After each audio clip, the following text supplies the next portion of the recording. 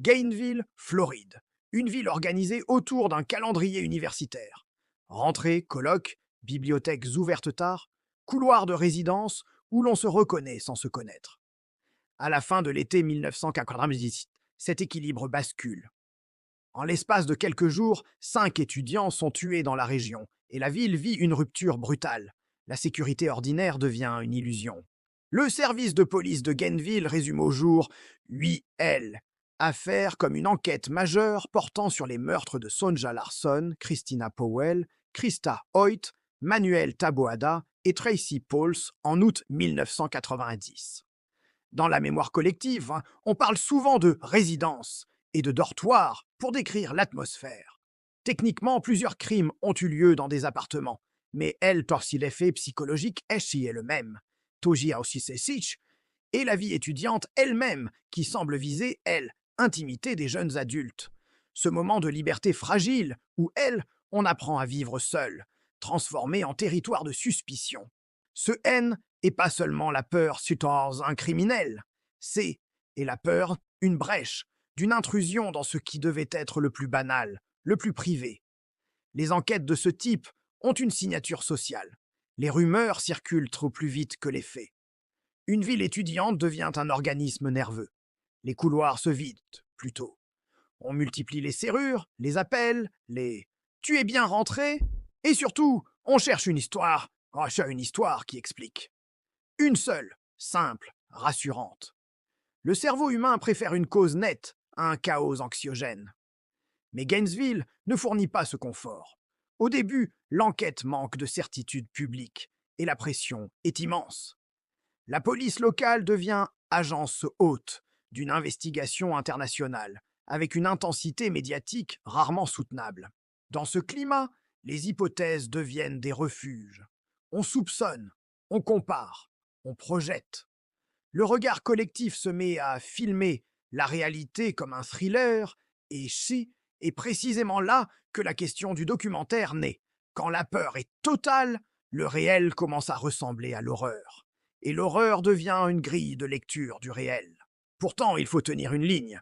Le sensationnel est une tentation, mais il écrase l'essentiel, la dignité des victimes, la complexité des enquêtes et la vérité humaine sur ce qui transforme une ville ordinaire en décor de terreur. Ce chapitre pose donc notre méthode.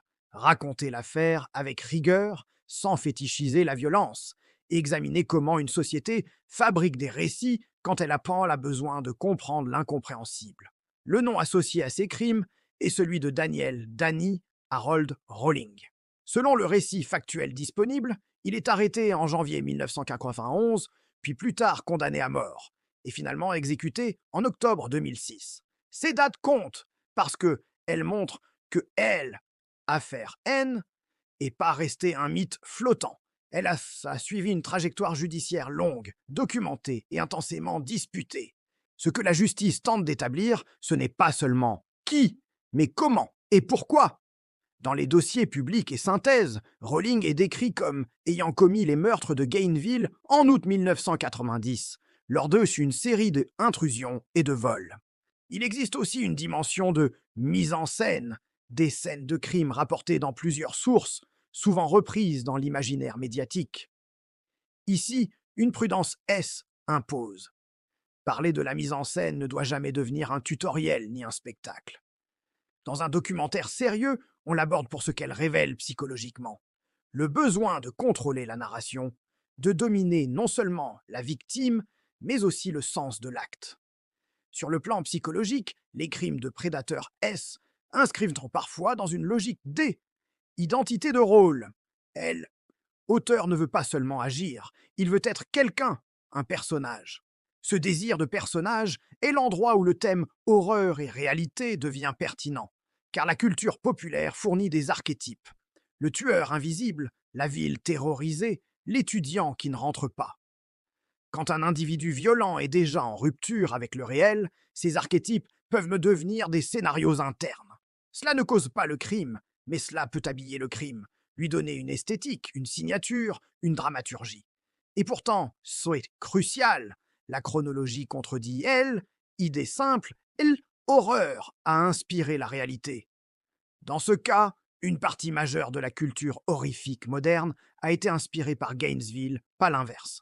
Un article récent de ANU rappelle explicitement que les meurtres de 1990 ont influencé le script qui deviendra plus tard Scream, 1996. La réalité a donc nourri la fiction, qui ensuite a renforcé la mémoire collective de la réalité. C'est un cercle, réel, fiction, retour sur le réel. Et ce cercle a une conséquence. Il devient plus difficile avec le temps de distinguer ce qui relève de l'enquête et ce qui relève du folklore. Ce chapitre, au fond, parle d'un danger moderne. Quand un crime devient une icône culturelle, l'auteur gagne une place dans la narration publique, parfois plus grande que celle des victimes. La ville, elle, retient la leçon inverse. Gainesville évoque souvent les meurtres des étudiants, plutôt que le surnom sensationnaliste, justement pour recentrer sur ceux qui ont été perdus.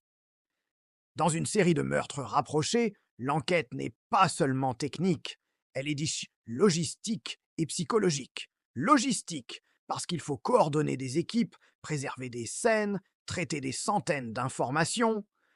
Psychologique, parce que la ville entière devient un amplificateur.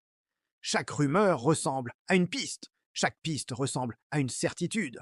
Les autorités ont dû déterminer si elles faisaient face à un auteur unique, à une imitation, à une escalade opportuniste.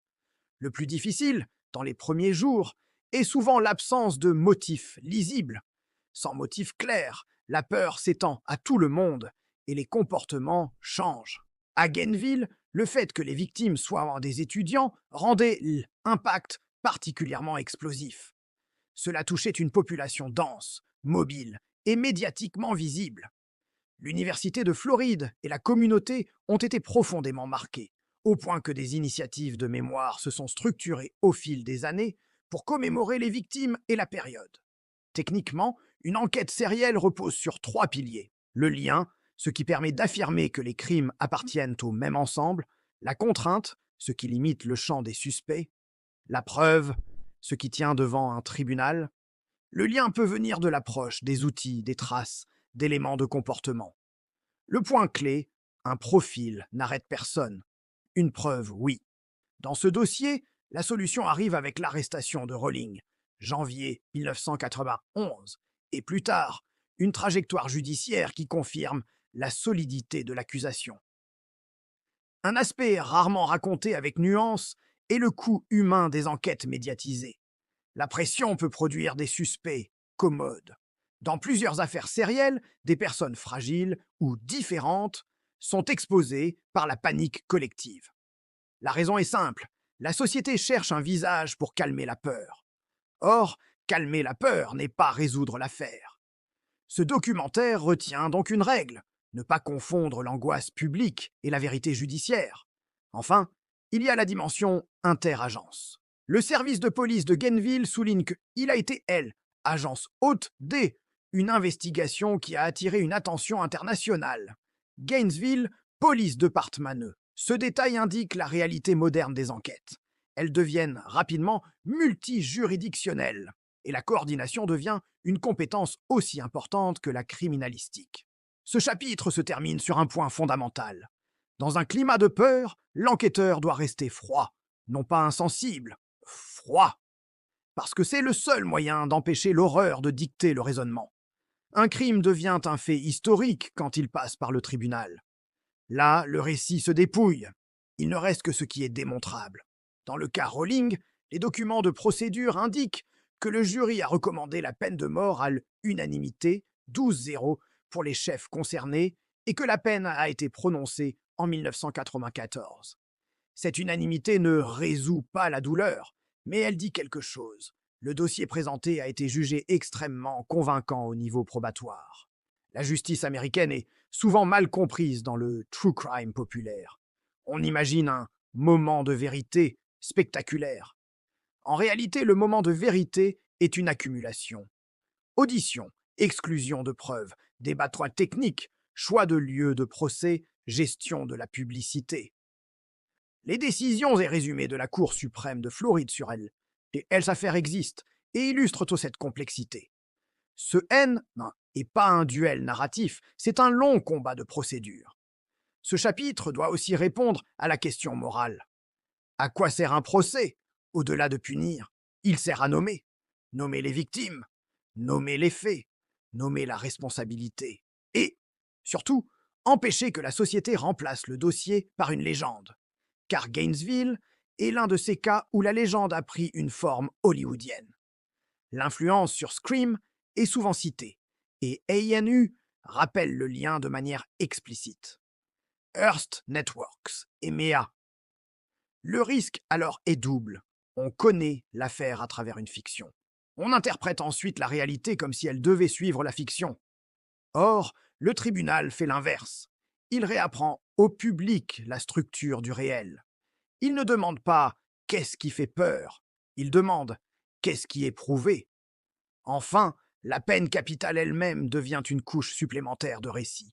Rowling est exécuté en octobre 2006, un fait aussi mentionné dans des sources institutionnelles locales.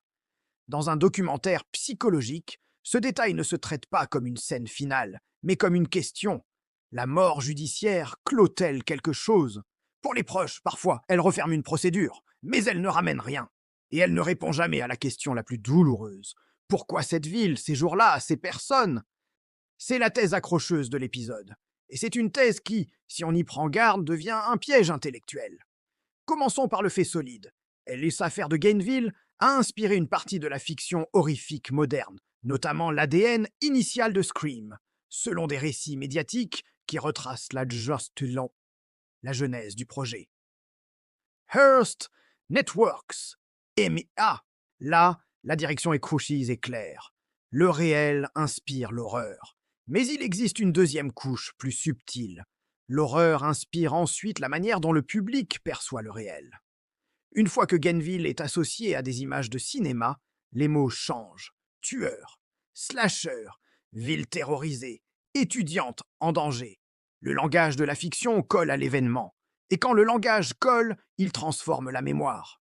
La psychologie collective fonctionne souvent comme une salle de montage. On coupe ce qui est trop complexe, enquête-procédure, et on garde ce qui est narratif, peur, icône, symbole. Le résultat, l'affaire devient un film mental partagé. C'est confortable parce qu'un film a une structure. Le réel, lui, est plus inquiétant. Il est plein de hasards, de failles, de retards, de pistes mortes. Alors, où l'horreur pourrait-elle inspirer le réel? Dans la mise en scène, dans la performance identitaire de l'auteur, dans le désir d'être quelqu'un plutôt que personne. Certaines sources décrivent que Rowling posait parfois les victimes et utilisait des miroirs, ce qui alimente l'idée d'un acte pensé comme un tableau, un message. Encore une fois, on ne détaille pas, on interprète. Psychologiquement, cela peut indiquer un besoin de spectateur, même si le spectateur n'existe que dans la tête de l'auteur. Ce chapitre propose donc une conclusion nuancée. Non, la fiction n'explique pas le crime. Oui, la fiction peut offrir des formes, des images, des scripts imaginaires à quelqu'un déjà dangereux. Et surtout, une fois le crime commis, la fiction reconfigure la mémoire du crime, parfois au détriment des victimes. La question « a-t-on vu l'horreur parce qu'elle était là ou parce qu'on savait comment la filmer ?» devient presque philosophique. Et la réponse la plus honnête est tragique. On peut filmer n'importe quoi comme de horreur si les morts sont réels. 30 ans et plus après les faits, Gainesville porte deux héritages. Le premier était visible. La mémoire, les commémorations, la prudence nouvelle, la conscience que la sécurité n'est jamais acquise. Les récits institutionnels et communautaires montrent combien affaire a marqué durablement la ville, et université. Le second héritage est invisible, la façon dont une ville apprend à vivre avec une histoire qui attire le regard des autres. Certains parlent de Gainesville Reaper comme d'une marque médiatique. Localement, on préfère parfois Gainesville Student Murders, un choix de mots qui dit « Nous ne voulons pas que le nom du tueur soit enseigne principale ». Sur le plan psychologique, l'affaire illustre 3 leçons du true crime réel. La peur est contagieuse, mais elle n'est pas une preuve.